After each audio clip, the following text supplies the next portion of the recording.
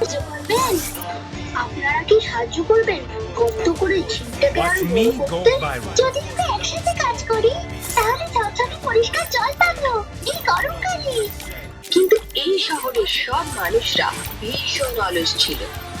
কেউ এই ঝিলটা পরিষ্কার করতে বা বড় করতে এগিয়ে এলো না। দুঃখিত, ব্যস্ত আছি এখন। আমার সত্যি এখন একদম সময় নেই। কেউ নাকি এলো না ঝিলটা বাঁচাতে? আমরা কখনোই ঝিলটাকে পরিষ্কার করতে আর বড় করতে একা একা পারবো না। তাহলে এখন কি করবো আমরা? চিন্তা করো না, আমার মাথায় একটা বুদ্ধি এসেছে। আমি নিশ্চিত যে এটা কাজও করবে। তখন চুচু গেল শহরের মেয়রের কাছে। নমস্কার মেয়র মহাশয়, আপনি কি এই ঝিলটা পরিষ্কার করানোর জন্য টাকা দিয়ে লোক আনতে পারেন? আমি দুঃখিত চুচু, তা সম্ভব নয়। টাউন কাউন্সিলের হাতে টাকা খুব কম। আমাদের কাছে কয়েকটা সোনার কয়েন আর কয়েকটা রূপোর কয়েন আছে। এগুলো রাজার সম্পদের অংশ।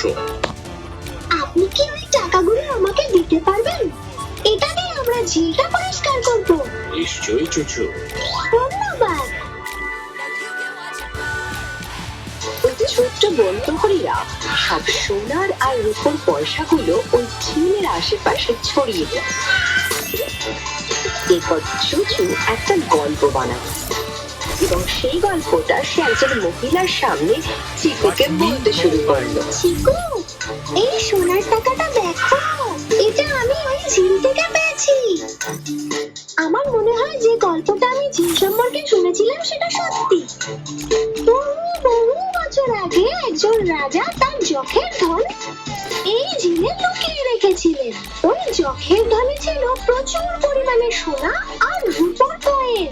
ঠিক এইরকম শোনা যায় যে সেই রাজা নাকি তার যখের ধন এই লেকে হারিয়ে ফেলেছিলেন।